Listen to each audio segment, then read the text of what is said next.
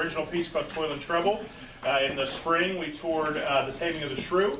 We'll be doing, obviously, Much Ado here tonight, and in the fall, a production of the Scottish play. I just want to tell you that the actors will be traveling all the way to that piece of wood, so just some feet issues here as best as you can handle that. You guys are going to get a great performance. So just for safety issues. And if you have to go to the restroom, you have to go to the restroom. They're located right behind that wall back there, just as well as you can do it, you know, get to the restroom.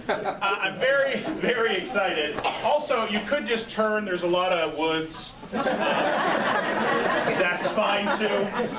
Whatever you need to do, man.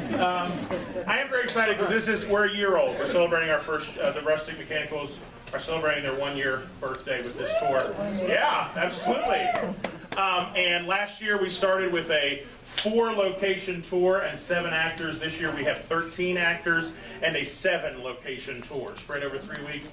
We're going to be traveling from Morgantown to Charleston this year with this tour. So things are growing for us at a rate that we didn't expect. And so inside of your programs are little envelopes.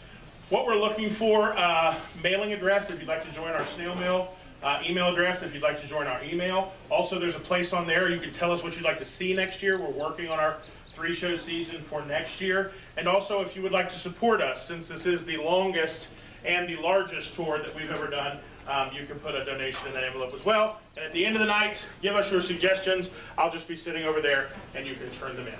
Okay? Please turn your cell phones off. Let's not make any noise. You're welcome to take pictures and video, but you can't take any flash. Okay? And as the actors move into place, I think I'm in the way greatly. Yes, and you can move into place. Great. Folks, thank you so much for coming, and please enjoy the Rustic Mechanicals Cupid's Crafty Arrow Tour performance of William Shakespeare's Much Ado About Nothing.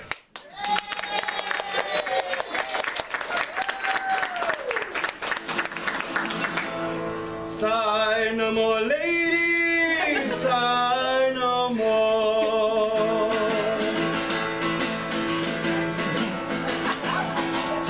Men were deceivers ever, one foot in sea and one on shore, to one thing constant never. Then sigh not so, but let them go, and be you blithe and bonny, converting all your sounds of woe into hey nonny nonny nonny, hey nonny nonny nonny, hey nonny nonny nonny, hey. Sing no more ditties, sing no more of dumb so dull and heavy. The fraud of men was ever so, since summer first was leaving. Then sigh not so, but let them go, and be you blithe and bonny, converting all your sounds of woe into hey nonny nonny nonny, hey nonny nonny nonny, hey nonny nonny nonny, hey nonny nonny nonny, hey.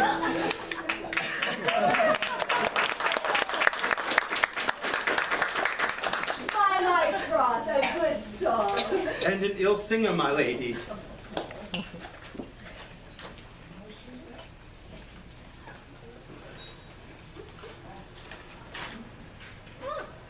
I learned this night that Don Pedro of Aragon comes to Messina. He is very near by this. He was not 3 leagues off when I left him.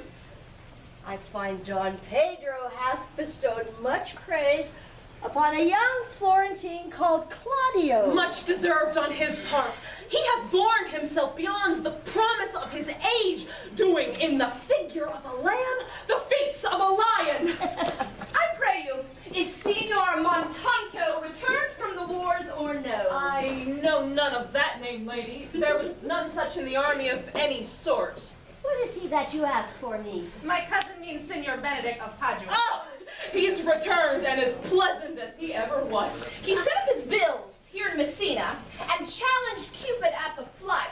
And my aunt's fool, reading the challenge, subscribed for Cupid and challenged him at the Bird Bolt. But I pray you, how many hath he eaten and killed in these wars? But how many hath he killed? For I promised to eat all of his killing. In faith, niece, you tax Senor Benedick too much, but he'll meet with you. I have no doubt. He hath done good service, lady, in these wars. You had a musty victual, and he hath helped to eat it. He's a very valiant trencherman and hath an excellent stomach. Do not mistake my niece, sir. I and Senor Benedict have a sort of merry war betwixt them. They never meet, but there's a skirmish of them. Alas, he gets nothing by that. In our last conflict, 4 despised wits went halting off. Now is the whole man governed with one. So that if he have enough wit to keep himself warm, let him bear it for a difference between himself and his horse, for it is all the wealth that he hath left to be known a reasonable creature. I pray you, who is his companion now? He hath every month a new sworn brother. I see, lady, the gentleman is not in your books. No, any were I would burn my study, but I pray you, who is his companion? Is there no young square that will make a voyage with him to the devil? He is most in the company of the right noble Count Claudio. Oh, Lord, he will hang upon him like a disease. God help the noble Claudio. It will cost, if he ever caught the Benedick, it will cost him £1,000 ere be cured. I will hold friends with you, lady. Do good, friend. You may never run mad, niece. No, not till hot January. Don Pedro is approached. Signora Leonata, you have come to meet your trouble. The fashion of the world is to avoid cost, and you encounter it. Never came trouble in the likeness of your grace. You embrace your charge too willingly. I think this is your daughter. I have oftentimes told her father so. Was he in doubt, lady, that he asked you? Senor Benedict. No. For then were you a child. There you have it, Benedick. We may guess what you are, being a man. Truly, the lady fathers herself. Be happy, lady, for thou art like an honorable father. Well, if Senora Leonata says true, Hero would not have her father's head on her shoulders for all of Messina, as rude like him as she is. I wonder that you will still be talking, Senor Benedick. Nobody marks you. My dear lady, disdain, are you yet living? Is it possible? Disdain should die? Why, she hath such meat food to feed it as Senor Benedick. Courtesy itself must convert to disdain if you come in her presence. Well, then it's courtesy a turncoat. For it is certain I am beloved of all ladies, only you excepted. I would I could find in my heart that I had not a hard heart, for truly, I love none. A dear happiness to women. They would have else been troubled with a pernicious suitor. I, thank God, in my cold blood, I am of your humor for that. I'd rather hear my dog bark at a crow than a man swear he loves me. God keep your ladyship still in that mind, so some gentleman or other may escape a predestinate scratched face. Scratching could not make it worse than twere a face such as yours were. Well, you are a rare parent teacher. A bird of my tongue is better than a beast of yours. I would my horse have the speed of your tongue, and so good a continuer. Now keep your way. God's name, I am done. You always end with a jade's trick. I know you of old. There you have it, full Leonata. Count Claudio and Signor Benedict. My dear friend Leonata hath invited you all. I tell her we shall stay at least a month, and she hardly prays that some occasion may detain us longer. I swear she is no hypocrite, but prays from her heart. If you swear, my lord, you shall not be forsworn. I welcome you, my lord. Being reconciled with your brother the prince, I owe you all duty. I thank you. I am not of many words, but I thank you. If it please your grace, lead on. Your hand, Leonata, we will go together. Senor Benedick, did thou note the daughter of Senora Leonata? Oh, I noted her not, but I looked on her. Is she not a modest young lady? Would you ask me as an honest man should do for my simple, true judgment, or Would you have me speak after my custom, as being a professed tyrant to their sex? Oh no, I pray thee speak in sober judgment. By my faith, I think she's too low for a high praise, too brown for a fair praise, and too little for a great praise. Only this commendation can I afford her. That she were other than she is, she were unhandsome, but being no other but as she is, I do not like her. Thou thinkest me in sport. I pray thee tell me truly, how dost thou likest her? Why would you buy her that you inquire after her? Oh, can the world buy such a jewel? Hey, and a case to put it into. But speak you this with a sad brow. In mine eye, she's the sweetest lady I ever looked upon. Oh, I can see yet without spectacles, and I see no such matter. Now there's a cousin. She were not possessed with a fury exceeds her as much in beauty as the 1st of May doth the last of December. Well, but you have no intent to turn husband, have you? Oh, I scarce trust myself. Though I would swear the contrary if Hero was my wife. Is't come to this.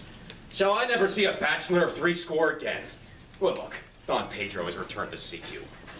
What secret hath held you here that you follow not to Leonatus? I would your grace would constrain me to tell. I charge thee on thy allegiance. Hear you this, Count Claudio? I can be secret as a dumb man. I would have you think so, but by my allegiance, mark you this, by my allegiance. Claudio's in love with Hero. Leave out a short daughter. The lady is very well worthy. You speak this to fetch me in, my lord. By my troth, I speak my thought. And in faith, I spoke mine. And by my 2 fays and troths, my lord, I spoke mine. Oh, that I love her, I feel. That she is worthy, I know. That I neither feel how she should be loved, nor know how she should be worthy, is the opinion that fire cannot melt out of me. I will die in it at the stake. Thou art ever an obstinate heretic in the despite of beauty. Man never could maintain his own, but in the force of will. That a woman conceived me, I thank her. That she brought me up, I likewise give her most humble thanks. But that I shall have a reed sheath winded in my forehead, or hang my bugle in an invisible baldric, all women shall pardon me. For I will not do them the wrong to mistrust any. I will do myself the right to trust none. And the fine is, for the which I may go the finer, I will live a bachelor. I will see thee ere I die look pale with love. With anger, with sickness, or with hunger, my lord, not with love. Now prove that ever I may lose more blood with love than I can get again with drinking, pick out mine eyes with a ballad maker's pen, and hang me up at the door of a brothel house for the sign of blind Cupid. In the meantime, Signor Benedick, prepare you to Leonatus. Tell her I will not fail her at supper, for she hath made great preparation. Yeah, I have almost matter enough in me for such an embassage. My lord, your highness now may do me good. My love is thine to teach. Have they not any sons, my lord? No child but Hero. She is her only heir. Dost thou affect her, Claudio? Oh, my lord. When we first went on this ended action, I looked at her with a soldier's eye that liked, but had a much rougher task at hand than to drive, liking into love. But now I am returned, and war thoughts have left their rooms vacant.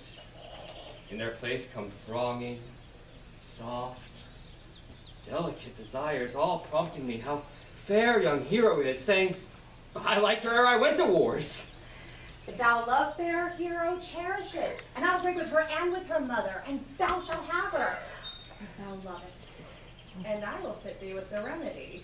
I know we shall have reveling tonight. I will take thy part in some disguise until, fair Hero, I am Claudio, and in her bosom I'll unclasp her heart and take her hearing prisoner with the force and strong encounter of my amorous tale. And then to her mother will I break, and the conclusion is she shall be thine. In practice, let us put it presently.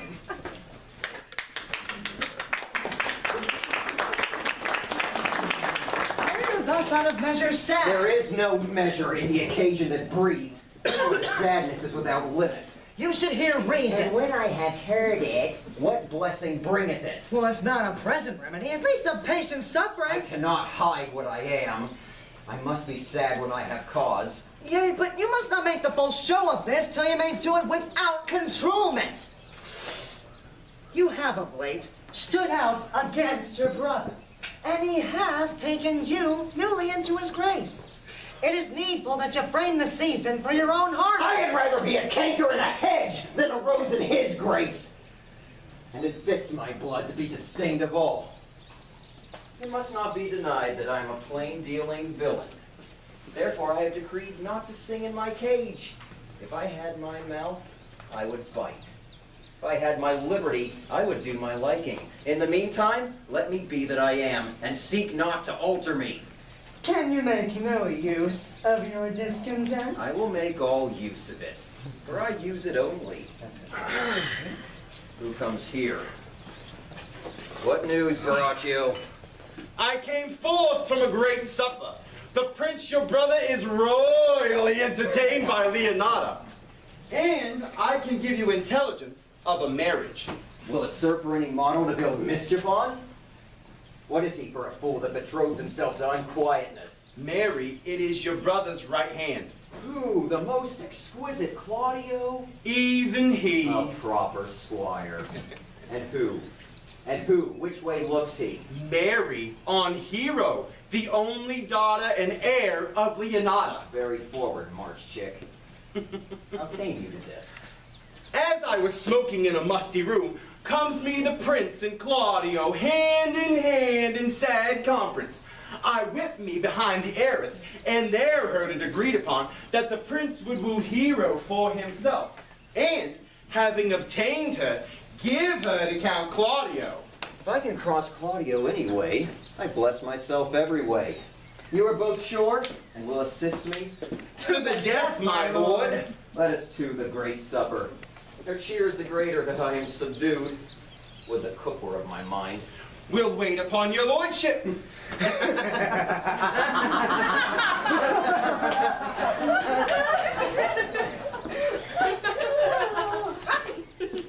not Count Jon here at supper? Oh, I thought not. How tartly that gentleman looks. I can never see him, but I'm always heartburned an hour after. He has a very melancholy disposition. He were an excellent man that were made just in the midway between he and Benedick. The one is too like an image and says nothing. The other's too like my lady's eldest son, evermore telling. Then half of Senior Benedick's tongue in Count John's mouth, and half of Count John's melancholy in Senior Benedick's face. And with a good leg, and a good foot and money enough in one's purse, such a man could win any woman in the world, if he could get her goodwill. I trust me, thou wilt never get thee a husband if thou be so shrewd of thy tongue. In faith, she's too cursed. Too cursed is more than cursed. I shall lessen God's sending that way, for it is said, God sends a cursed cow short horns, but to a cow too cursed, he sends none. And by being too cursed, God will send you no horns. Just, if he send me no husband, for the which blessing I am at him upon my knees every morning and evening. Lord, I cannot endure a husband with a beard on his face. You may light on a husband that hath no beard. And what should I do with him? Dress him in my apparel and make him my waiting gentlewoman? He that hath a beard is more than a youth, and he that hath no beard is less than a man. And he that is more than a youth is not for me. He that is less than a man, I am not for him. Therefore, I will take 6pence in earnest of the bear ward and lead his apes into hell. Go you into hell? No, but to the gate, and there will the devil meet me like an old cuckold with horns on his head and say, "Get you to heaven, Beatrice! Get you to heaven! Here is no place for your maids, so deliver I up my apes and away to St. Peter for the heavens." He shows me where the bachelor sit, and we live merry as the day is long.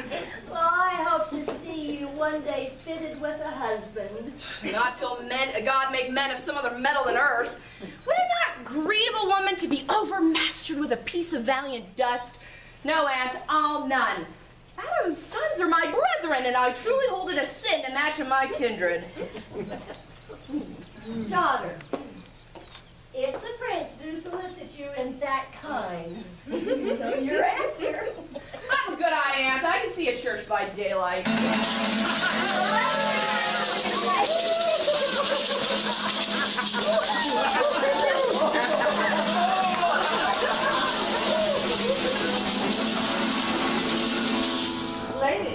walk about with your friends, and especially when I walk away. With me in your company? I may say so when I please. And when please you to say so. When I like your favor. For God defend the loop should be like the case.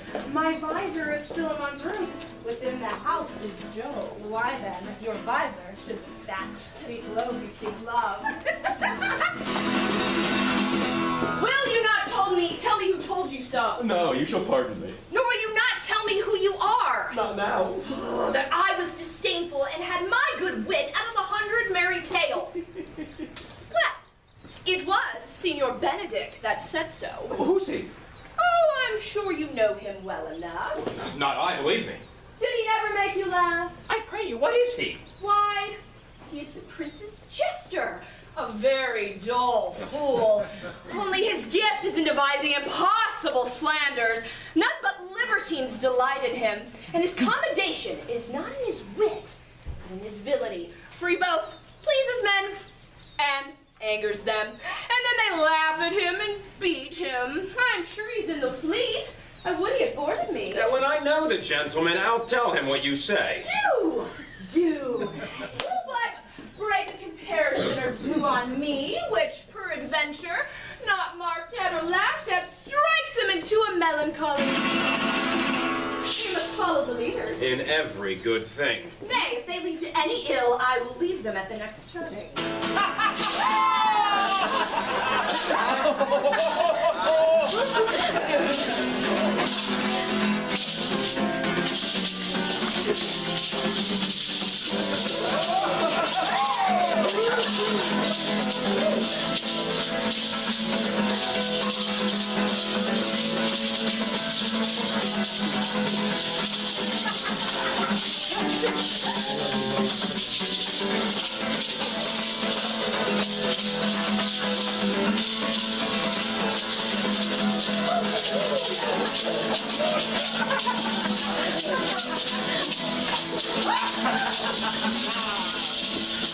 I will say my brother is amorous on Hero and hath withdrawn her mother to break with her about it. The ladies follow her, and but one visor remains. And that is Claudio. I know him by his bearing. Are not you Signor Benedick? You know me well, I am he. Signor, you are very near my brother in his love.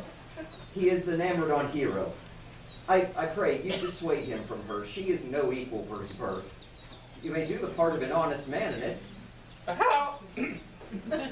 How know you he loves her?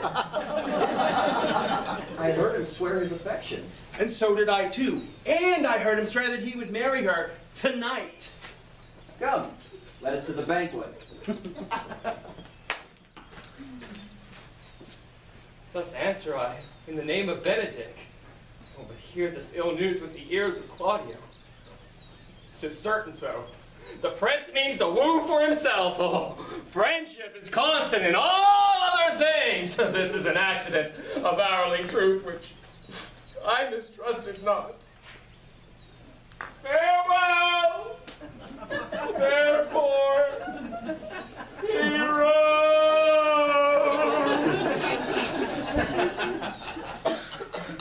Well, Count Claudio. Yea, the same. Come, will you go with me? Whither? Well, even to the next willow. How about your own business, County? What fashion will you wear the garland of? Huh? About your neck, like you sir's chain. One to your arm, like a lieutenant's scarf. Oh, you must wear it one way, for the prince hath got your hero. Oh, I wish him great joy of her! What did you think he would have served you thus? I pray thee, leave me be. Oh, now you strike like the blind man. 'Twas the boy that stole your meat, and you'll beat the post. If it will not be, then I'll leave you.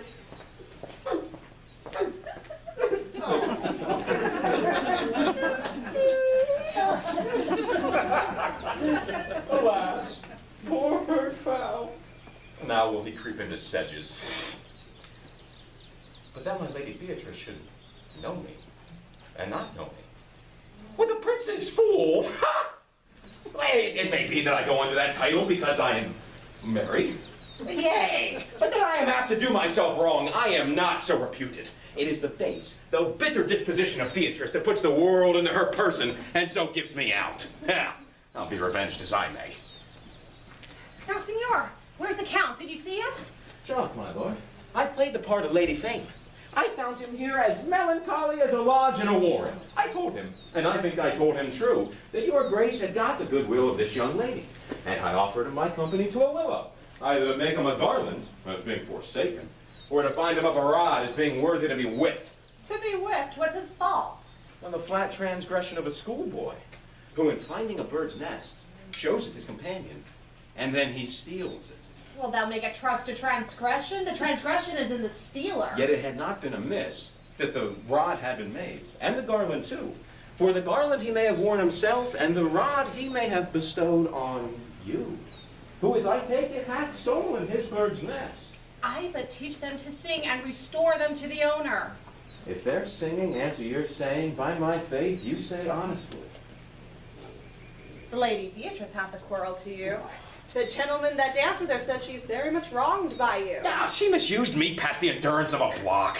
Well, she speaks poniards, and every word stabs. If her breath were as terrible as her terminations, there would be no living near her. She would infect with the North Star. I would not marry her, though she were endowed with all that Adam had before he had transgressed. Yeah, she would have made Hercules turn spit. Yay! And have cleft his club for the fire, too. Yeah, come, speak not on her. Yeah, you will find her, the infernal latte in good apparel. Yeah, I would to God that some scholar would conjure her, for it is certain, while she is here, a man may live as quiet in hell as he may in a sanctuary. And people sin on purpose because they would go thither. So indeed, all disquiet, horror, and perturbation follows her. Look, here Beatrice comes. Wilt thou, grace, command me any service to the world's end? I will go on the slightest errand now to the Antipodes you can devise send me on. I will fetch you a toothpicker from the furthest inch of Asia. Bring you the length of Prester John's foot. Fetch you a hair up the great Sham's beard. I'll do you any episodes to the pygmies rather than hold 3 words conference with that harpy. Have you no employment for me? None but to desire your good company. Oh, God. Here's a dish I love not. I cannot endure my lady tongue. Come, lady, come. You've lost the heart of Signor Benedick. Indeed, my lord. He lent me a while, and I gave him use for it. A double heart for his single one. Marry, once before he wanted of me a false dice. Therefore your grace may well say I have lost it. You have put him down, lady. You have put him down. So I would not he should do me, my lord, lest I prove the mother of fools. I brought Count Claudio, whom you sent me to seek. Why, how now, Count? Wherefore are you sad? Not sad, my lord. How then, sick? Neither, my lord. The Count is neither sad, nor sick, nor merry, nor well, but civil Count. Civil as an orange, and something of that jealous complexion. I faith, lady, I think your blazon to be true. Here, Claudio, I have wooed in thy name, and fair Hero is one. I have broke with her mother, and her goodwill obtained. Name the marriage day, and God give thee joy. Count, take of me my daughter, and with her all my fortune. His grace hath made the match, and all grace say amen to it. Speak, Count, 'tis your cue. Silence is the perfectest herald of joy. I were but little happy if I could say how much. Oh, lady, as you are mine, I am yours. I give myself for you and dote on the exchange. Speak, cousin, or if you cannot, stop his mouth with a kiss and let him not speak neither. Faith, lady, you have a merry heart. Indeed, my lord, I thank it, poor fool, for it keeps on the windy side of care. My cousin tells him in his ear that he is in her heart. Oh, and so she doth, cousin. Good Lord for alliance! Thus goes every one into the world but I, and I am sunburnt, and I may sit in a corner and cry, hey-ho for a husband! Lady Beatrice, I will get you one. Will you have me, lady? Oh, no, my lord, unless I may have another for working days, your grace is too costly to wear every day. But I beseech your grace, pardon me, I was born to speak all mirth and no matter. Your silence most offends me. And to be merry best becomes you, for without question you were born in a merry hour. No, sure, my lord, my mother cried, but then there was a star danced, and under that I was born. Cousins, God give thee joy. Niece, will you look back to those things I told you about. I cry mercy, aunt, by your grace's pardon. How may I troll the pleasant and spirited lady? There is little of the melancholy element in her, my lord. She's never sad except when she sleeps. Not ever sad then, for I've heard my daughter say she often dreams of unhappiness and wakes herself with laughing. She cannot endure hear tell of a husband. She mocks all of her wooers out of suit. She were an excellent wife for Benedick. Oh, my lord. If they were married but a week, they would talk themselves mad. Here, Claudio, when do you go to church? Tomorrow, my lord. Time goes on crutches till love has all rights. Not until Monday, my son. Which is just hence 7 days. And too brief a time to have all things answered my mind. I warrant thee, Claudia, the time will not go dully by us. I, in the interim, will undertake one of Hercules' labors, that is, to bring Signor Benedick and Lady Beatrice into a mountain of affection, one with the other. If you three will but Mr. Assistance as I give thee direction. I am with thee, my lord, though it cost me 10 nights watching. And I, my lord. And you too, gentle hero? I will do any modest office, my lord, to help my cousin to a good husband. If we can do this, Cupid is no longer an archer. His glory will be ours, for we'll be the only love gods. Come in with me and I will tell you my drift. It is so. The Count Claudio shall marry the daughter of Leonata. I am sick in displeasure to him. How canst thou mar this marriage? Oh, not honestly, my lord, but so covertly that no dishonesty shall appear in me. Show me, briefly, how. I believe I told your lordship how I am in favor of Margaret, the waiting gentlewoman to Hero. I can, at any unseasonable instant of the night, appoint her to look out her lady's chamber window. Go you to the prince your brother, swear not to tell him how he hath wronged his honor in marrying the renowned Claudio, whose estimation do you mightily hold up to a contaminated state, such a one as Hero. Go then, find a meet hour to draw Don Pedro and the Count Claudio at Hero's chamber window, to hear me call her gentlewoman Margaret by the fair name of Hero. Bring them this very night before the intended wedding, for in the meantime I will so fashion the matter that Hero shall be absent, and there shall seem such seeming truth of Hero's disloyalty that jealousy shall be called assurance, and all the preparations overthrown.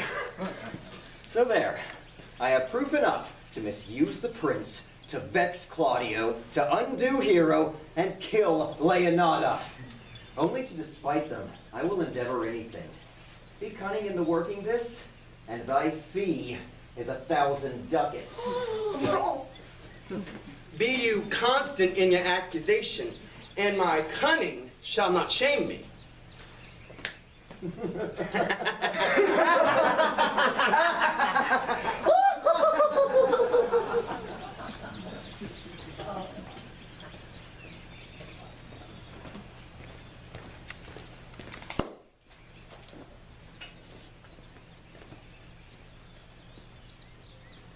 I do much wonder that one man, seeing how much another man is a fool when he dedicates his behaviors to love, will, after he had laughed at such shallow follies in others, become the argument of his own scorn by falling in love.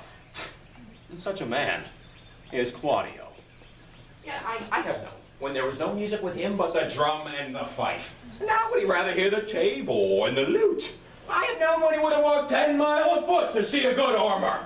Now will he lie 10 nights awake carving the fashion of a new doublet. But he was but to speak plain and to the purpose, like an honest man and a soldier.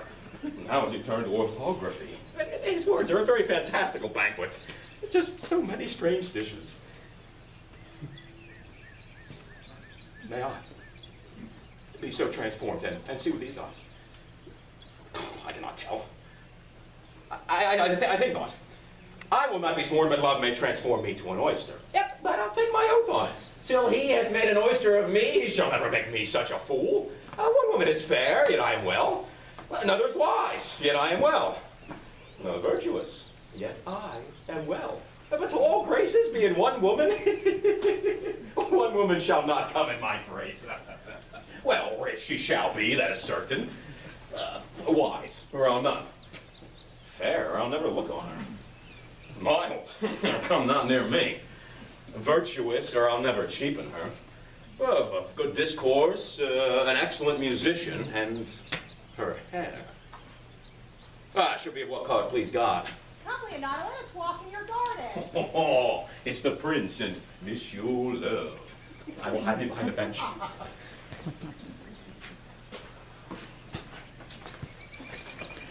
See what Benedick hath hid himself? Bait the hook well, the fish will bite. Come hither, Leonardo. What was it you told me of today, that your niece Beatrice was in love with Signor Benedick? Oh, aye, stock on, the foul sits. I have never known that lady to have loved any man. No, neither have I, my lord. But how wonderful that if she should so dote on Signor Benedick, whom to all outward appearance she seemed ever to abhor. It's possible. Sits the wind in that corner. By my troth, my lord, I cannot tell what to think of it, for she loves him with an enraged affection. It is past the infinite of thought. Maybe she doth but counterfeit. Stay, like enough. God, counterfeit? There was never counterfeit of passion so close to the life of passion as she discovers it. Hath she made her affection known to Benedick? No, and swears she never will. That is her torment. 'Tis even so.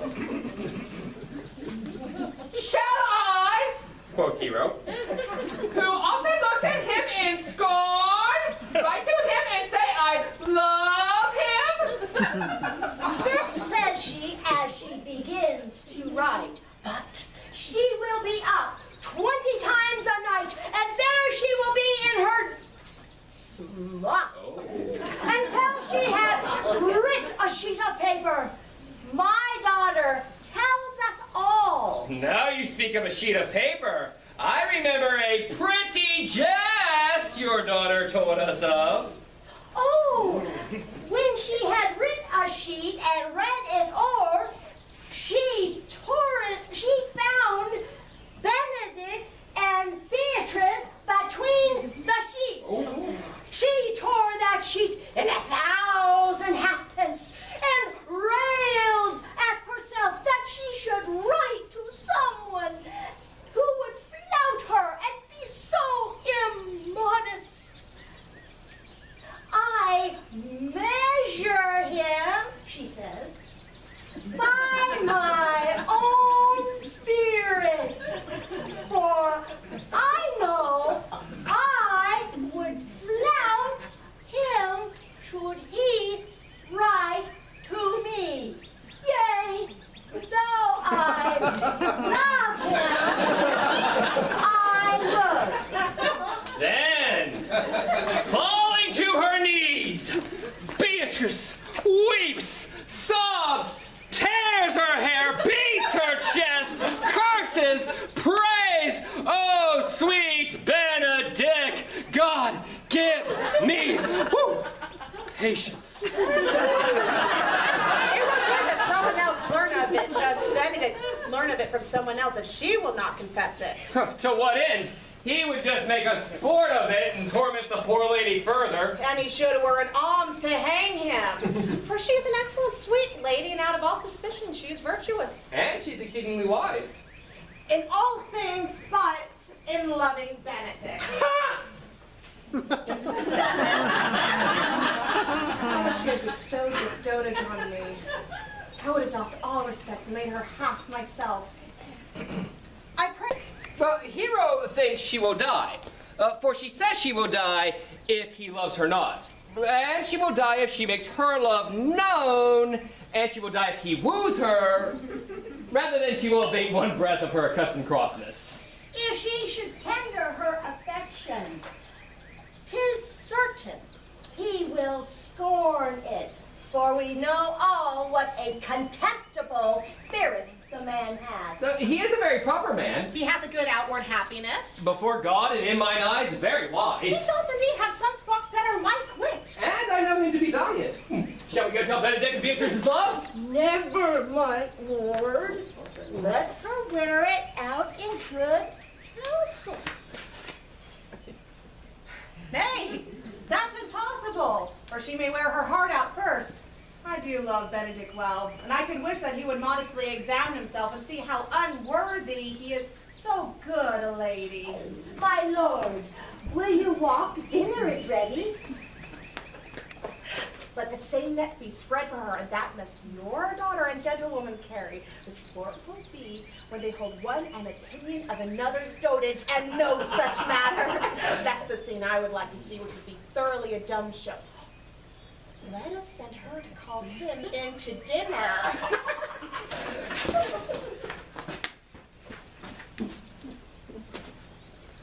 Well, this can be no trick. The conference was sadly born. They have the truth of this from Hero. I seem to pity the lady. Love me! Oh, why it must be requited! And say that she would rather die than show any sign of affection. Well, I did never think to marry. I must not seem proud. Well, they say the lady 'tis fair. 'Tis truth, I can bear them witness. And virtuous 'tis so, for I cannot reprove it. And wise. But for loving me. It is no argument of her wit, nor no great addition to her folly. For I will be horribly in love with her. Now, I may chance have some odd quirks and remnants of wit broken on me, because I have railed so long against marriage. But doth not the appetite alter, huh?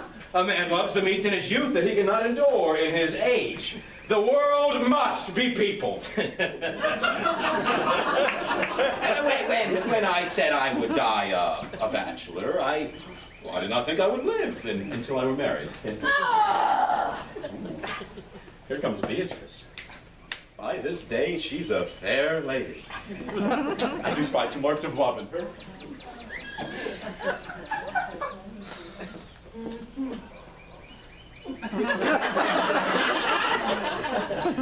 Against my will, I am sent to bid you come in to dinner.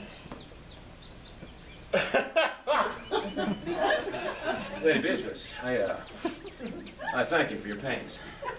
I took no more pains for those thanks than you take pains to thank me. If it had been painful, I would not have come. You took pleasure, then, in this message? Yea, just so much as you may take upon a knife's point and choke a doll withal. You have no stomach, Signor. Fare you well.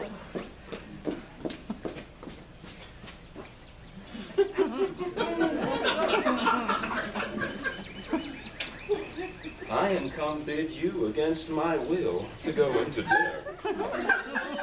There's a double meaning in that.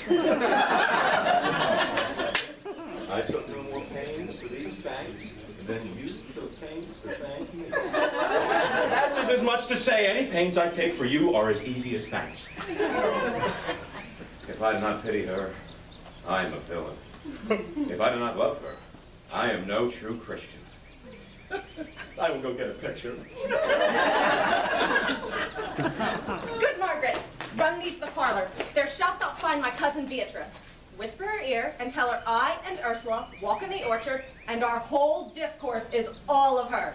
Say that thou overheardst us, and bid her steal away into the pleached bower, where honeysuckles, ripened by the sun, forbid the sun to enter. There will she hide her to hear our purpose. This is thy office, bear thee well in it, and leave us alone. I'll make her come, my word, you presently. Now, Ursula, when Beatrice doth come, as we do trace this alley up and down, our talk must only be of Benedict. When I do name him, let it be thy part to praise him more than man ever did merit. My talk to thee must be how Benedick is sick in love with Beatrice.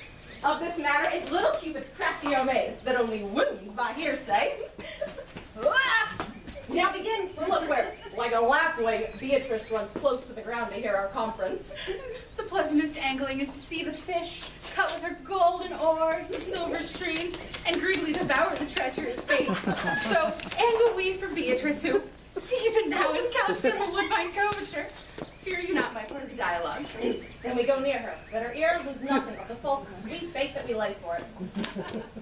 No! Truly, Ursula, she is too disdainful. I know her spirits are as coy and wild as haggards of the rock. But are you sure that Benedick loved Beatrice so entirely? So says the prince and my new trust lord. And did they bid you tell her of it, madam? They did entreat me to acquaint her of it, but I persuaded them, if they loved Benedick, to wish him wrestle with affection and never let Beatrice know of it. Why do you so? Doth not the gentleman deserve as full a fortunate a bed as Beatrice shall couch upon? Oh, God of love! I know he doth deserve as much may be yielded to a man, but nature never framed a woman's heart of prouder stuff than that of Beatrice. Disdain and scorn ride sparkling in her eyes. It is surprising what they look on. And her wit values itself so highly that to her, all matter else seems weak. She cannot love, nor take no shape nor project of affection. She is so self-endeared. I never yet saw a man, how noble, how wise, young, how rarely featured, that she would spell him backward. Therefore, Benedick, like covered fire, consume away in sighs, waste inwardly. It were a better death to die with monks, which is a better death as die with tickling. Yet bid her of it, madam. Hear what she will say. No! Rather, I will go to Benedick and counsel him to fight against his passion. And truly, I'll devise some honest slanders to stain my cousin with. One doth not know how much an ill word may empoison liking. Do not do your cousin such a wrong. She cannot be so much without true judgment, having so swift and excellent wit as she is prized to have, as to refuse so rare a gentleman as Senor Benedick. Indeed, he is the only man of Italy, always excepting my dear Claudio. I pray you, madam, be not angry with me, speaking my fancy. Senor Benedick, for shape, for bearing, argument, and valor, goes foremost to report through Italy. Indeed, he hath an excellent good name. His excellence did earn it ere he had it. When are you married, madam? What? Every day! Tomorrow! Come, go in. I'll have that counsel on which attires are best to furnish me tomorrow. She's limed, I warned you. We've caught her, madam. If it proves so, then loving goes by halves. Some cupids kill with arrows, some with traps.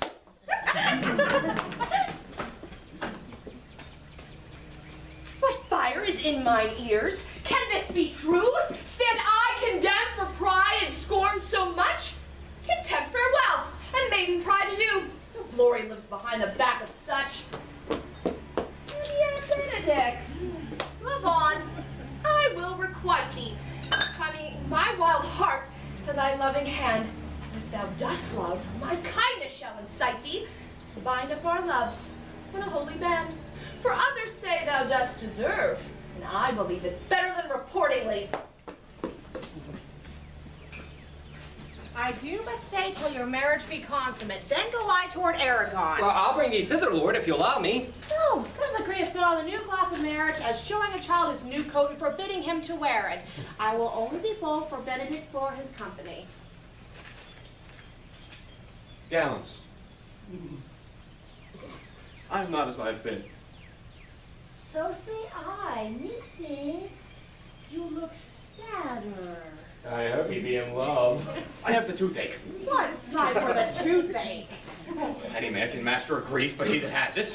If he not be in love with some woman, there's no trusting old signs. I think he looks younger than he did. That's as much to say the poor youth's in love. The greatest note of it is his melancholy. Oh, and when is he wont to wash his face? Yea, or paint himself, for the which I hear what they say of him. Indeed, this tells a heavy tale for him. Conclude, he is in love. Oh, and I know who loves him. She will be buried with her face upwards. Yet is this no cure for the toothache? Come, Signora Leonata, I have studied 8 or 9 wise words that I would like to speak with you, which these hobby horses must not hear. On my life to break with her about Beatrice. Tis even so. Then the two bears won't bite one another when they meet. My lord and brother, God save you. Good den, brother. If your leisure served, I would speak with you. In private? If it please you. Yet Count Claudio may hear, for what I would speak of concerns him. What's the matter? Means your lordship to be married tomorrow? You know he does. I know not that, when he knows what I know. If you know of any impediment, I pray you please discover it. I came hither to tell you, and circumstances shortened, for she has been too long a talking of. The lady is disloyal. Who, Hero? Even she. Leonata's hero, your hero, every man's hero. The word is too good to paint out her wickedness. I could say she were worse. Think you have a worse title? And I will fit her to it. Go but with me tonight. You shall see her chamber window entered, even the night before her wedding day. If you love her then, tomorrow wed her. But it would better fit your honor to change your mind.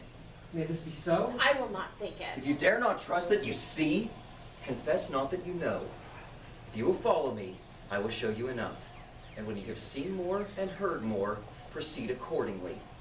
I see any reason why I should not marry her in the congregation. Where I would wed her, there will I shame her. And as I wooed for thee to obtain her, I will join thee to disgrace her. I would disparage her no farther till you are my witnesses. Bear it coldly, but till midnight, and let the issue show itself. Oh, day untowardly turned. Oh, mischief strangely thwarting.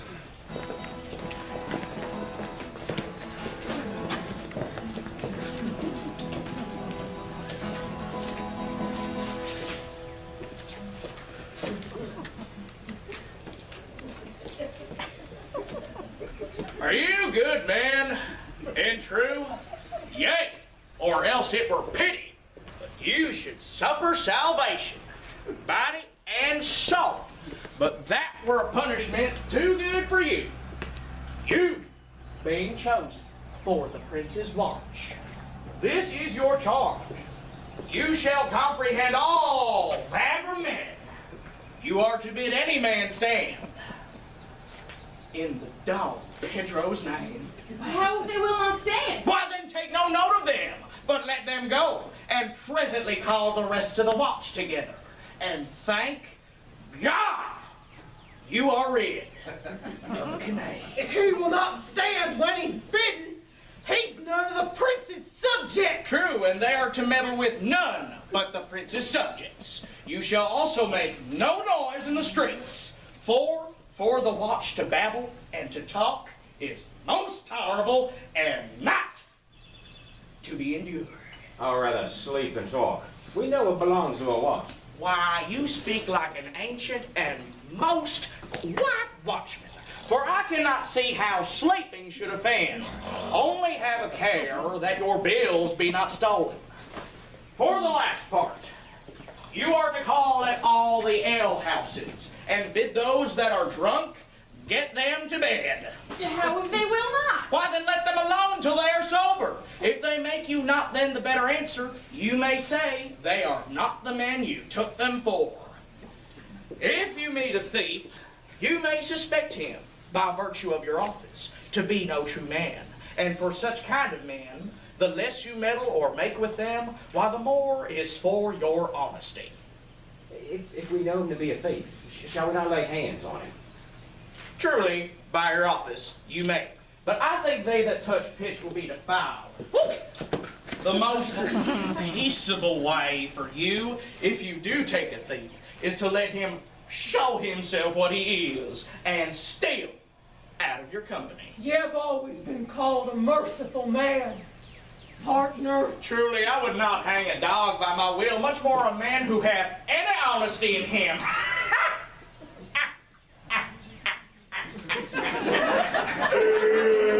Well, masters, good night. If there be any matter of late chances, call up me. Keep your fellows' counsels and your own, and good night. Go, Nugget Burgess. One word more, honest neighbors.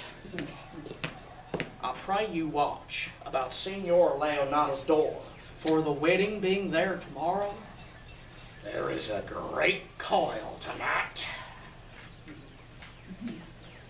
How you do? Be vigilant, I beseech you.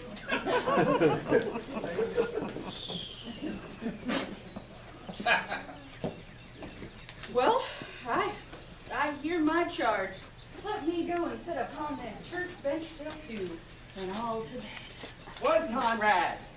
Conrad, I say, stand thee close. Some treason, masters. Yes, stand close. Therefore know, I have earned of Don Jon 1,000 ducats. Is it possible that any villainy should be so dear? I know that, sir. He has been a vile thief this 7 year. He goes up and down like a gentleman. I remember his name. Does thou not hear someone? No, 'twas the vein on the house. Listen well, Conrad. I have 2 knights, wooed Margaret, Hero's gentlewoman, by the fair name of Hero. She leads me out her mistress's chamber window, bids me 1,000 times good night. I tell this Covey. I should first tell thee how my master, with Count Claudio and the prince, planted, placed, and possessed by my master Don Jon, saw far off in the orchard this and me a full encounter. And thought they Margaret was Hero? 2 of them did, the prince and Claudio, but the devil, my master, knew she was Margaret, and partly by his oaths, which first possessed them, partly by the dark night, which did deceive them, but chiefly by my villainy, which did confirm any slander that Don Jon had made. I charge you in the prince's name. Stand. Master Watchman, Master... Never speak. We charge you to let us obey you to deal with us. We are like to prove a goodly commodity being taken up by these men. Ouch! Well,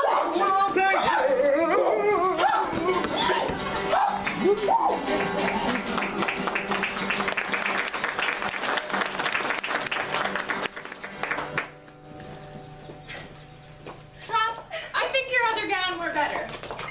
No! Pray thee, good Meg, I'll wear this. By my troths, not so good, and I warrant your cousin will say so. My cousin's a fool, and thou art another. I'll wear none but this. God give me joy to wear it, for my heart is exceedingly heavy. 'Twill be heavier soon by the weight of a man. Oh, fie upon thee! Art not ashamed? Tough left, lady, of speaking honorably. Is there any harm in saying the heavier for a husband? None, I think, and it be the right husband and the right wife. Otherwise, 'tis light and not heavy. Shoo! Ask my lady Beatrice else. Here she comes. Oh, good morrow, cuz. Good morrow, sweet Hero. Why, how now do you speak in the sick tune? I'm out of all other tune, methinks. 'Tis almost 5 o'clock, cousin. 'Tis time you were ready. By my troth, I'm exceedingly ill. Hey-ho. For a hawk, a horse, or a husband? For the letter that begins them all, H. Oh, these gloves the Count sent me, they are an excellent perfume. I'm stuffed, cousin, I cannot smell. A maid and stuffed. There's goodly catching of cold. By my troth, I am sick. Get you some of this distilled Cordus Benedictus and lay it to your heart. It is the only thing for a cold. There thou prick'st her with a thistle. Benedictus? Why, Benedictus? You have some moral in this Benedictus? Moral? No, by my troth, I have no moral meaning. I meant plain holy thistle. You may think, perchance, that I think you are in love. If I would think my heart out of thinking, you are in love. become a man. He swore he would never marry, and yet now, in despite of his heart, he eats his meat without grudging. And how you may be converted, I know not. But methinks you look with your eyes. Madam, withdraw. The prince, the count, Senor Benedick, Don Jon, and all the galleons of the town have come to fetch you to church. Help me to dress good Ursula, good Cuz, good Meg.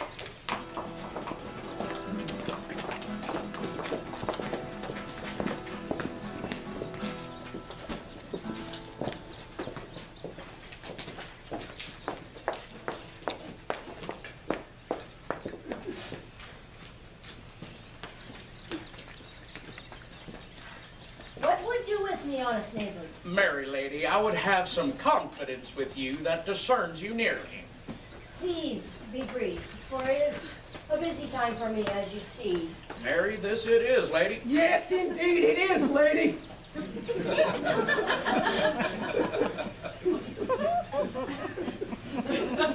What is it, good neighbors? A good man Burgess, my lady, speaks a little off the matter. An old man, lady, and his wits are not so blunt as, God help, I would desire they were.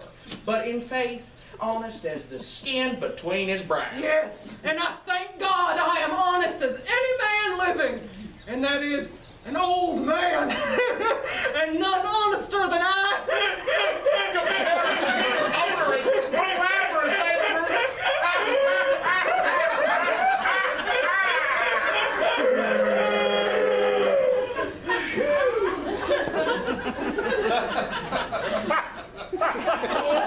You are tedious. I would fain know what you have to say. Mary, lady, our watch tonight, except in your worship's presence, hath taken a couple of errant knaves as any as in Messina. A good old man, lady, he will be talking. As they say, when the age is in, the wit is out. God help us, it is a world to see. Well said in faith, neighbor Burgess. Well, God's a good man, and two men ride of a horse. One must ride behind. An honest soul in faith, lady, by my troth he is, as ever broke bread. But God is to be worshipped. All men are not alike. Alas, good neighbor. I must leave you. One word, lady. Our watch, lady, have indeed comprehended two auspicious persons, and we would have them this morning examined before your worship. Take the examination yourself and bring it me, for I am in great haste, as it may appear to you. It shall be suffigance. Drink some wine before you go. Fare you well. Go, good partner. Oh, go. Fetch the watch. Bid them bring pen and inkhorn to the jail. We are now to examination these men. And we must do it wisely. We will spare for no wit, I warrant you. Here's that shall drive some of them to a non-come. Only may the learned writer set down our excommunication and meet me at the jail.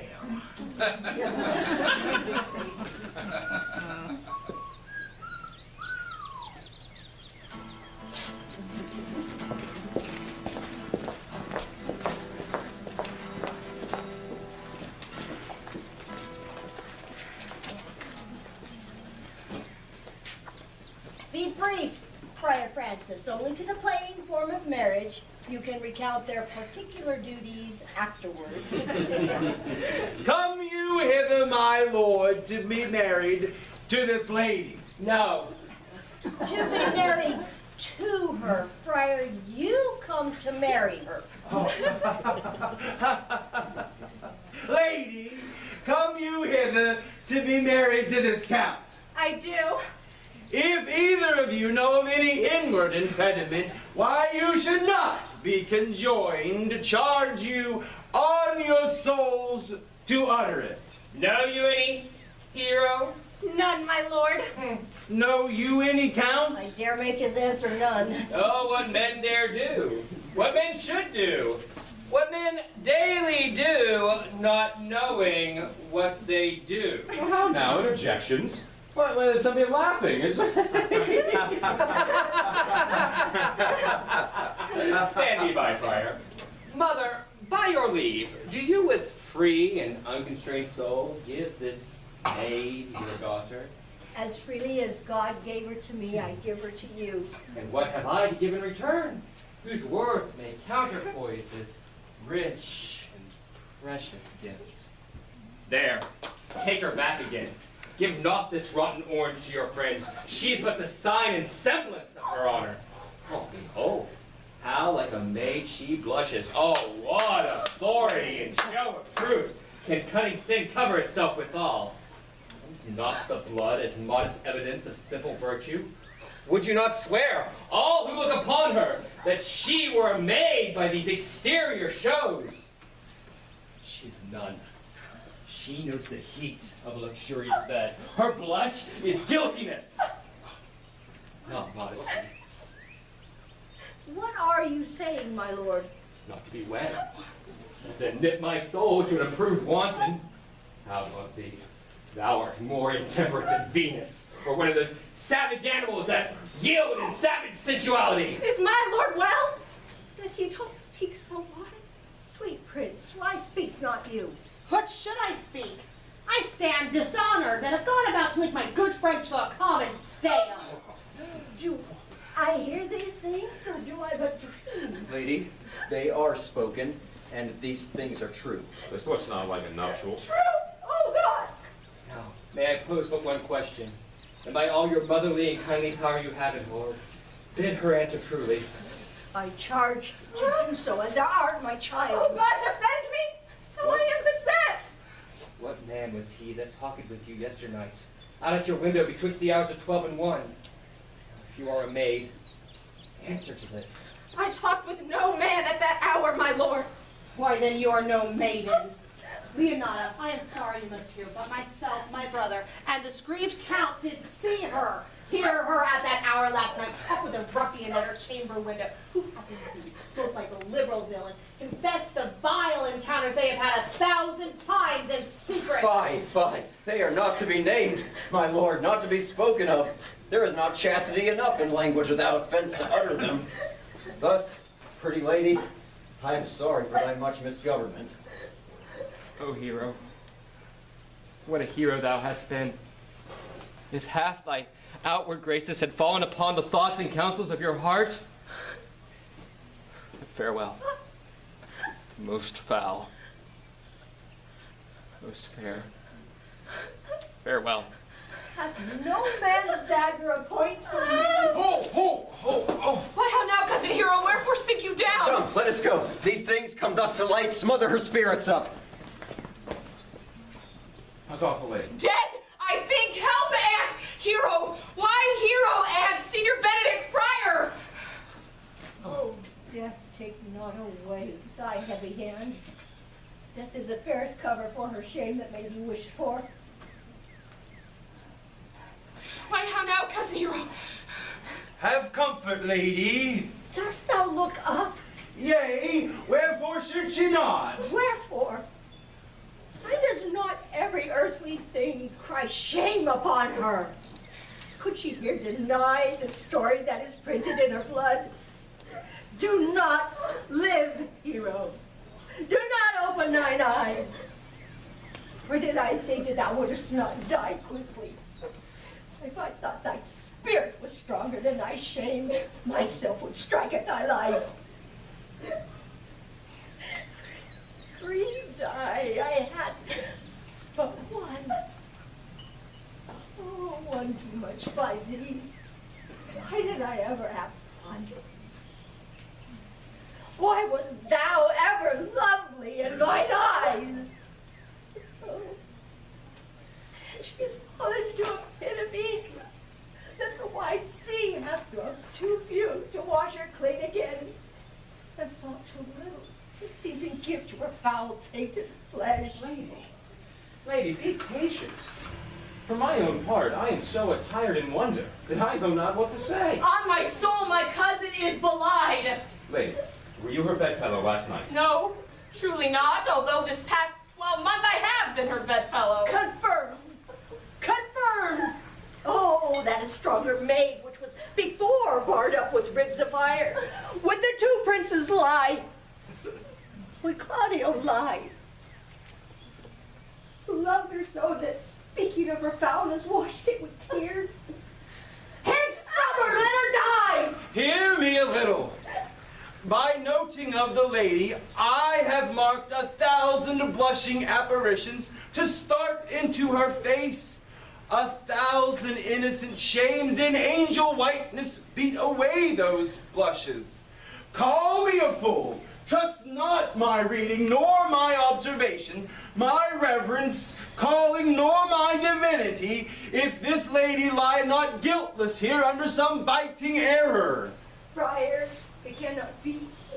Thou seest that all the grace she had left, she would not add to her damnation a sin of perjury. She not denies it. Why seekest thou to cover with excuse that which appears in proper nakedness? Lady, what man is he you are accused of? They know that do accuse me. I know none. If I know more of any man alive than maiden modesty doth warrant, let all my sins lack mercy. Oh, my mother, prove you that any man conversed with me at hours unmeet, or that I yesternight maintained the charge of words with any creature. Refuse me, hate me, butcher me to death. There is some misprision in the princes. 2 of them have the very bent of honor. And if their wisdoms be misled in this, the practice of it lives in John the Bastard, whose spirits toil in frame of villainies. I know not. If they speak truth of her, these men shall bear her. If they wrong her honor, the proudest of them shall well hear of it. Pause a while, and let my counsel sway you in this case. Your daughter here, the princess left for dead. Let her a while be secretly kept in, and publish it that she is indeed dead. Maintain a mourning ostentation, and on your family's old monument hang mournful epitaphs, and do all rites that appertain unto a burial. What will become of this? What will this do? Mary, this well carried shall on her behalf change slander to remorse. That is some good. She, dying, as she must so upon the instant she was accused, shall be lamented, pitied, and excused of every hearer. So will it fare with Claudio, when he shall hear that she died upon his words. The idea of her life will sweetly creep into the study of his imagination. Then shall he mourn. If ever love had interest in his liver, and wish he had not so accused her, no, though he thought his accusation true. Let this be so. And doubt not but success will fashion the matter in better shape than I can lay it down in all likelihood. But if all aim but this be leveled false, the supposition of the lady's infamy will be quenched with the wonder of her infamy.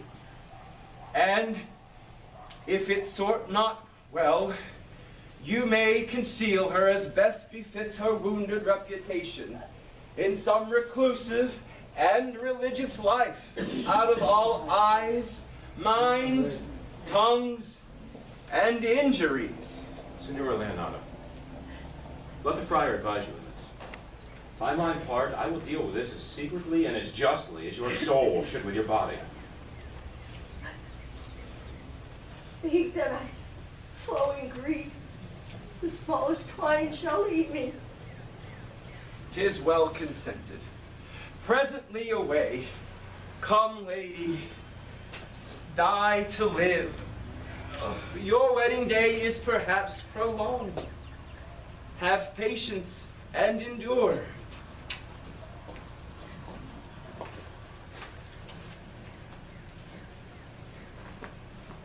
Lady Beatrice, have you wept all this while?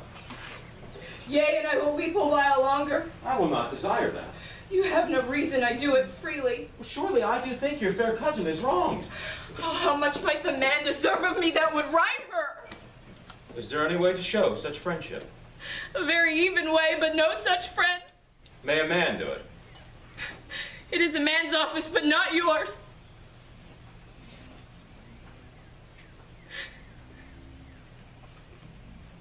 I do love nothing in the world so well as you. Is not that strange? As strange as a thing I know not. Or is possible for me to say I love nothing so well as you, but believe me not, and yet I lie not. I confess nothing nor deny nothing. I am sorry for my cousin. By my sword, Beatrice, thou lovest me. Do not swear and eat it. I will swear by it that you love me. And I will make him eat it that says I love not you. Will you not eat your word? With no sauce that can be devised to it. I protest, I love thee. Why then God forgive me. What offense, sweet Beatrice. You have stayed in me a happy hour. I was about to protest that I loved you. Oh, and do so with all thy heart. I love thee with so much of my heart there is none left to protest. Come, bid me do anything for thee. Kill Claudio.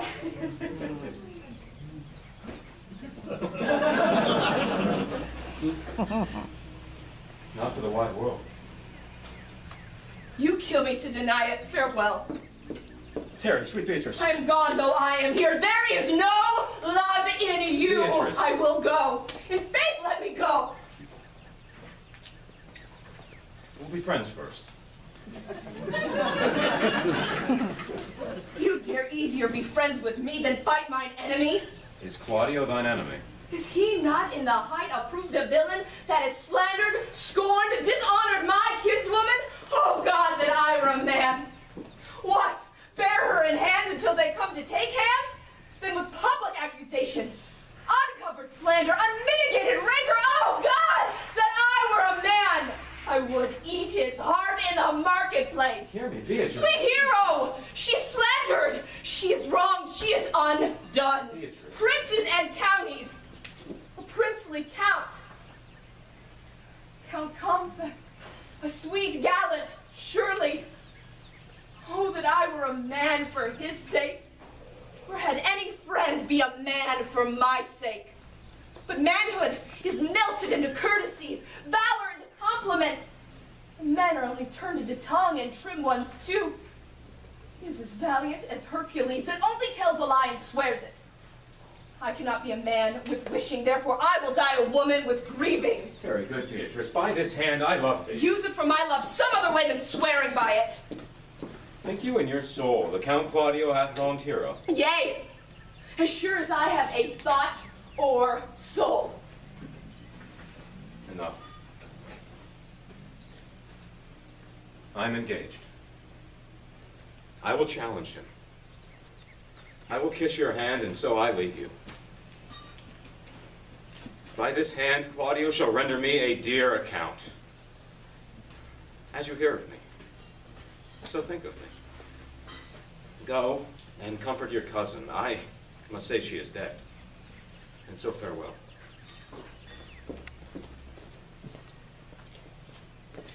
Yea, Mary, let them come before me.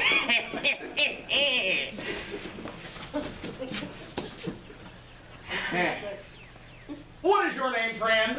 Baraccia. Pray, write down Borachio. Yours, sir? I am a gentleman, sir, and my name is Conrad. Oh, write down Master Gentleman Conrad. Masters, do you serve God? Yea, sir. We hope. Oh, write down they hope they serve God. But write God first. For God defend, but God should go before such villains. Masters, it has been proved already that you are little better than false canaves, and it will go near to be thought so shortly. How answer you for yourself? False knaves. Marry, sir, we say we are none. Have you written down that they are none? Master Constable, you go not the way to examine. You must call forth the watch that are their accusers. Yea, Mary, that's the eftest way. Let the watch come forth.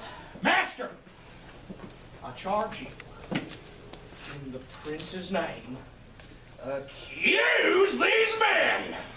This man said, sir, that Don Jon, the prince's brother, was a villain.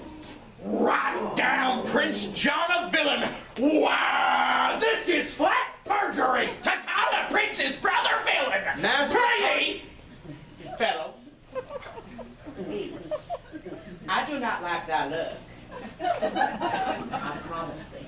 What hurt you him say else? Flat burglary as ever was committed. Yea, by heaven, that it is. What else, feller? And that Claudio did mean, upon his words, to disgrace the Lady Hero before the whole assembly and not marry her. Oh, villain! Thou will be condemned into everlasting redemption for that! What else? This is all. And this is more, masters, than you can deny. This morning is Prince John very secretly stolen away. The Lady Hero was in this manner accused, in this manner refused, and upon the grief of this, suddenly died. Master Constable, let these men be bound and brought henceforth to Leonata's. I will go before and show them their examination. Come, let them be opinioned. Off, coxcomb! Away! You are an ass! You are an ass!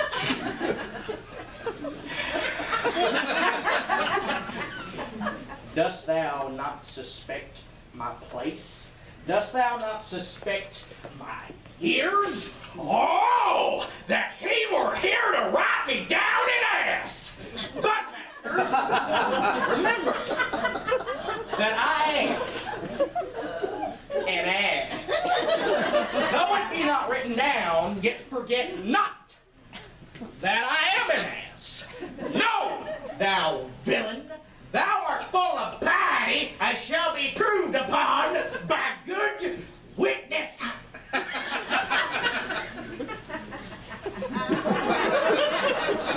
I am a wise fellow, and which is more an officer, and which is more a householder, and which is more as pretty a piece of flesh as any was in the Senate, and one that knows the law. Go to, and a rich fellow enough.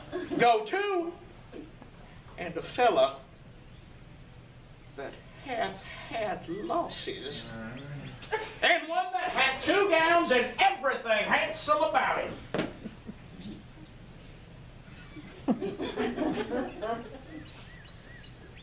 Bring him away. Oh, that I have been writ down an ass.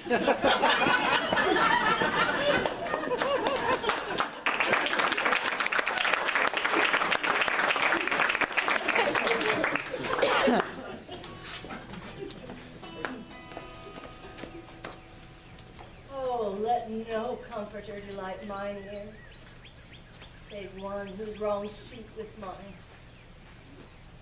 Me a mother so loved her child, whose joy of her is overwhelmed like mine,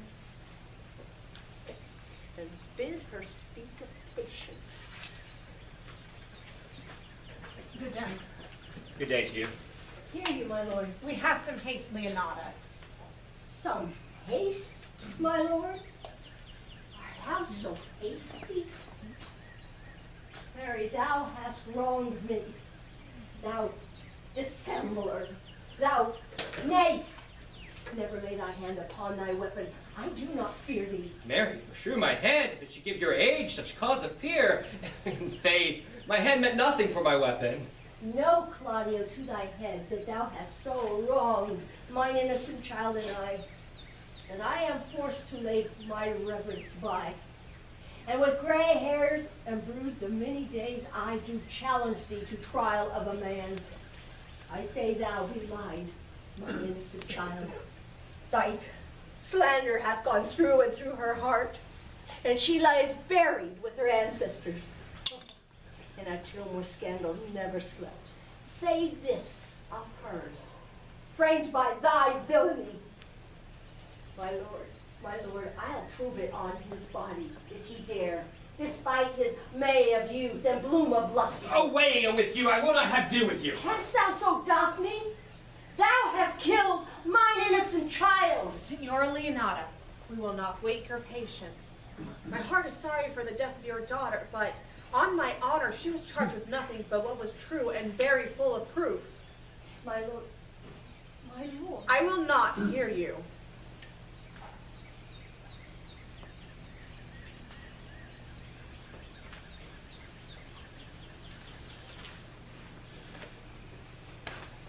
See, here's the man we went to seek.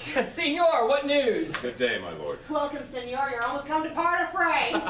We had like to had our two noses snapped off by one old woman without teeth. In a false quarrel, there is no true valor. I've come to seek you both. Claudio, thou art a villain. I jest not. Do me right, or I will protest thy cowardice. You have killed a sweet lady, and her death shall fall heavy on you. Let me hear from you. I will meet with you so that you may have good cheer. Hark, what is this good cheer that you speak? I will tell thee of how Beatrice praised thy wit the other day, and concluded she, with a sigh, that thou wert the properest man in Italy.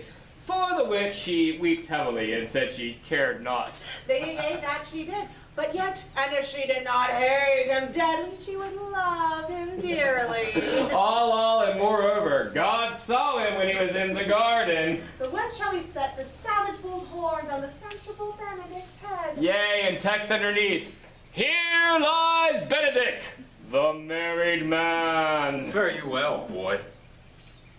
You know my mind. I will leave you now to your gossip-like humor. You break jests as braggarts do their blades, which, God be thanked, hurt not. My noble lord, for your many courtesies, I thank you. I must discontinue your company. Your brother the bastard has fled from Messina, and you have among you one who has killed a sweet and innocent lady. For my lord Blackbeard there, he and I shall meet. Until then, peace be with him. He is in earnest. In most profound earnest, and for the love of Beatrice, I warrant you. And hath challenged thee. Most sincerely. But soft you. Pluck up my heart and be sad. Did he not say that my brother had fled? Come, you sirs, come along. How now? To my brother's men bound? Horatio one. Who have you offended, masters, that you're thus bound to your answer? What is your offense? Sweet prince, let me go no farther to mine answer. Do you hear me, and let this count kill me? I have deceived even your very eyes. What your wisdoms could not discover, these shallow fools have brought to light, who overheard me in the night confessing to this man how your brother Don Jon incensed me to slander the lady Hero, how you were brought to the orchard and saw me court Margaret in Hero's garments, how you disgraced her when you should marry her. My villainy they have upon record, which I had rather seal over with my death than to repeat again to my shame. The lady is dead upon mine and my master's false accusation, and briefly, I desire nothing but the reward of a villain. Is not this speech like iron through your blood? I have drunk poison as he utters it. But did my brother set thee to this? Yea, and paid me richly for the practice of it. He is composed and framed of treachery, and fled he is upon his villainy. Sweet Hero.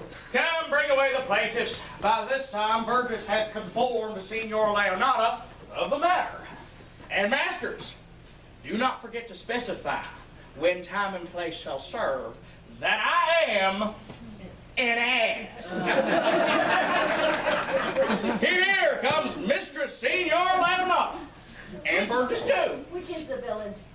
Let me see his eyes, that when I note another man like him, I may avoid him. Which of these is he? If you would know your wronger, look on me. Art thou the villain that with thy very breath hath killed mine innocent child? Yea, even I alone. No, not so, villain. Thou beliest thyself. Here stand a pair of honorable men. A third hath fled that had a hand in it. I thank you, princes, for my daughter's death. Record it with your high and noble deeds. 'Twas bravely done, if thou bethinks you of it. I know not how to pray your patience, yet I must speak. Choose your revenge yourself. Impose on me what penance your invention can lay upon my sin. Sinned I not but in mistake. By my soul, nor I. And yet I would bend under any I would bend under any heavy weight that she'll enjoin me to. I cannot bid you to bid my daughter live. That were impossible. But I pray you both. Possess the people of Messina here how innocently she died. If your love can labor in a sad invitation, hang an epitaph upon her tomb with Friar Francis. Sing it to her bones. Sing it tonight. Come you to my house tomorrow, and since thou couldn't be my son-in-law, yet be my nephew. My brother hath a daughter, almost the same copy as the child, my child that is dead. She alone is heir to both of us. Give her the right you should have given her cousin. And so dies my revenge. Oh, noble lady, your overkindness doth bring tears from my eyes. I do accept your offer, and dispose henceforth of poor Claudio. I shall expect your coming tomorrow. Tonight I shall take my leave. This treacherous man shall be face to face brought with Margaret, whom I believe was packed in all this wrong, hired to it by your brother. No, on my soul she was not. Nor knew what she did when she spoke to me thereof, but has always been just and virtuous in anything I do know by her. Moreover, ma'am, which indeed is not under white and black, the plaintiff here, the offender, did call me ass. I beseech you, let it be remembered in his punishment. I thank you for your honest care and pains. Your worship speaks like a most thankful and reverend youth, and I praise God for you. Here is for thy pains. God save the foundation! Go, I discharge you of your prisoner, and I thank thee again.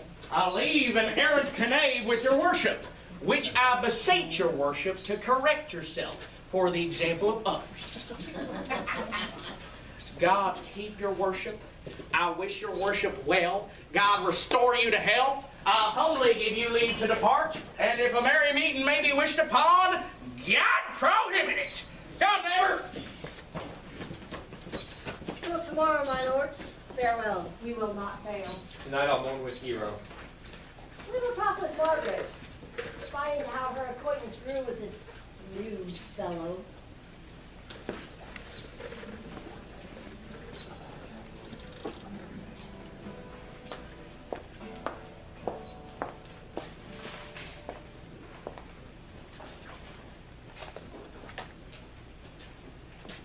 Crafty. Sweet Mistress Margaret. It deserved well in my hands by helping me to the speech of Beatrice. Will you then write me a sonnet in praise of my beauty? In so high a style, Margaret, that no man living shall come over it. For in most comely truth, thou deservest it.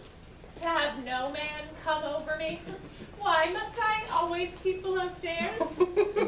Thy wit is as quick as the greyhound's mouth. It catches. And yours as blunt as the fencer's foils, which hit but hurt not. A most manly wit, Margaret, for they were not hurt a woman. Now, I pray thee, call Beatrice. I give thee the bucklers. Oh, give us the swords. We have bucklers of our own. And if you use them, you must put in the pikes with a vice, and they are dangerous weapons for maids. I spy your Beatrice, who I think hath legs. And will come.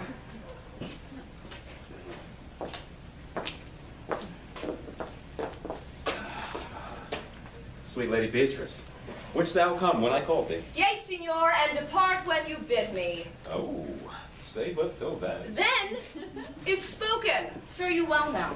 And yet, ere I go, let me go with that I came, which is with knowing what had passed between you and Claudio. Only foul words. Thereupon will I kiss thee. Foul words is but foul wind, and foul wind is but foul breath, and foul breath is noisome. Therefore, I will depart sun-kissed.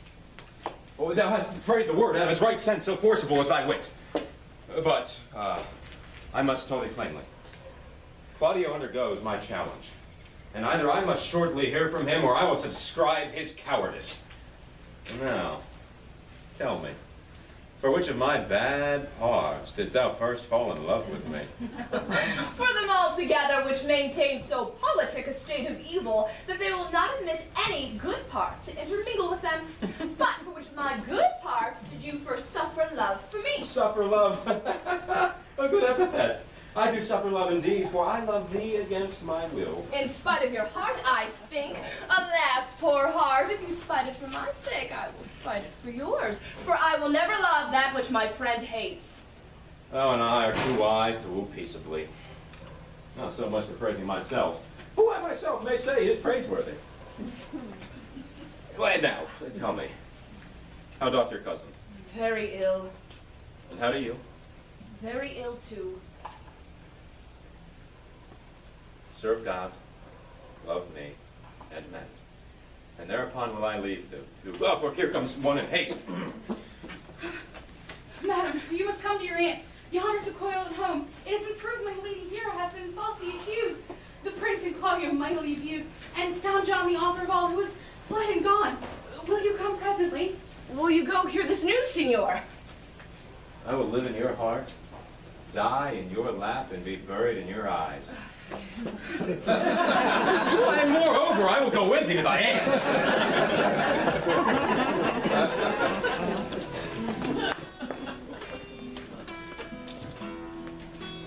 Is this the monument of Signor Leonardo, wherein whose stones rest my hero? It is, my lord.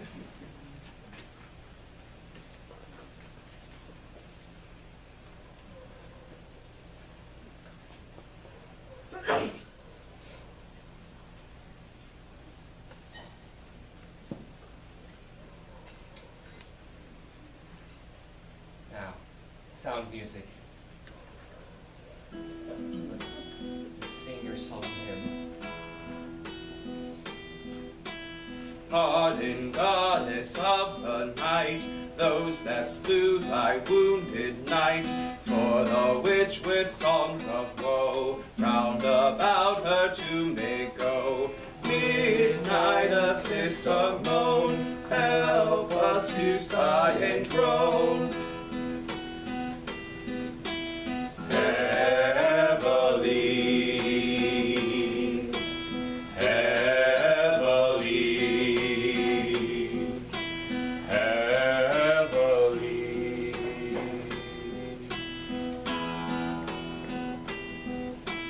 Graves yawn and Graves yawn and yield your dead till death be uttered.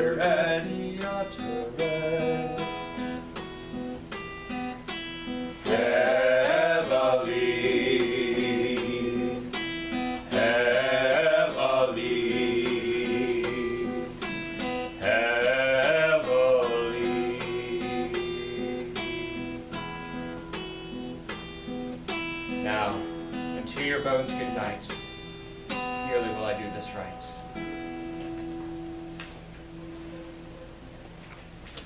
Good morrow, masters. Put your torches out. Thanks to you and leave us. Fare you well. Good morrow, masters. To each his own separate way. Come, let us hence and put on other weeds. And then to Leonardo's we will go.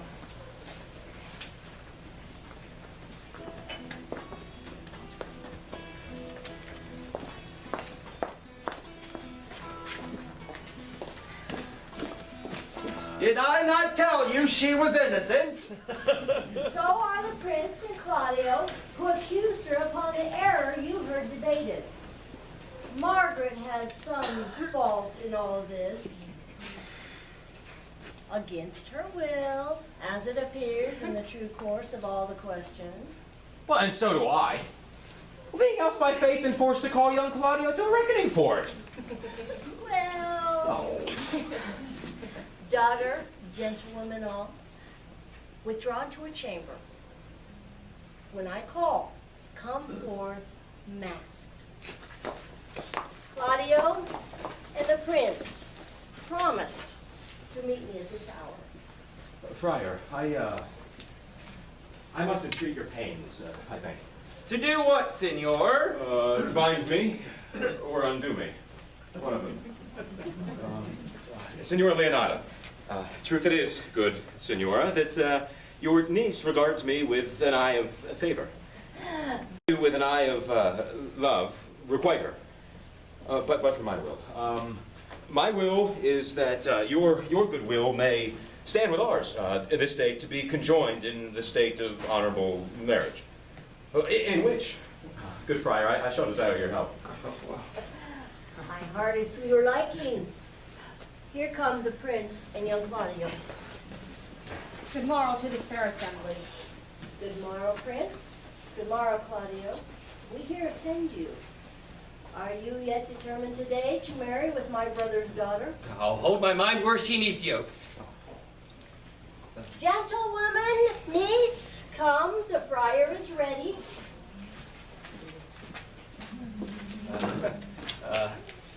Which is the lady I must seize upon? The same is she, and I give her you. Then she is mine. Sweet, let me see your face. No. Shall not do that until you take her hand in front of this friar and swear to marry her. Then give me your hands. And before this holy friar, I am your husband, if you'd like me. And when I lived, I was your other wife. And when you loved, you were my other husband. Another hero! Nothing certain. One hero died defiled, but as surely as I live, I am a maid. The former hero. Hero that is dead. She died whilst her slander lived. All this can I qualify when after the holy rites have ended. Something there, friar. Which is Beatrice? I answer to that name. What is your will? Do not you love me? Why, no. No more than reason. Well, then your aunt and the Prince and Claudio have been wrong, for they swore you did. Do not you love me? Troth, no. No more than reason. Why then my cousin, Margaret Ursula, are much deceived, for they did swear you did. Well, they swore you were almost sick for me. They swore you were well nigh dead for me. But there's no such matter. Then you do not love me. No, truly, but in friendly recompense. Come, niece, you know you love the gentleman. And I'll be sworn upon that he loves her, for here's a piece of paper written in his own hand, a halting sonnet fashioned to Beatrice. And here's another, written in her hand, stolen from her pocket. Take her collection out to Benedick. A miracle. Our own hands against our hearts. Come, I will have thee. But by this light, I take thee for pity. Oh. I will not deny you, but by this good great day I yield upon the dear persuasion, and partly to save your life, for I was told you were in a consumption. Peace. I will stop your mouth. How dost thou, Benedick, the married man? Oh, come. We're friends. But let's have a dance. We're married. Dancing afterwards. First, of my word. Therefore, play music. Oh, Prince. Thou art sad. Get thee a wife. Get thee a wife. My lord, your brother John is ta'en in flight and brought his armed men back to Messina. Think not on him till tomorrow. I would devise thee brave punishments for him. And now, strike up, pipers, that we may lighten our hearts and our wives' heels.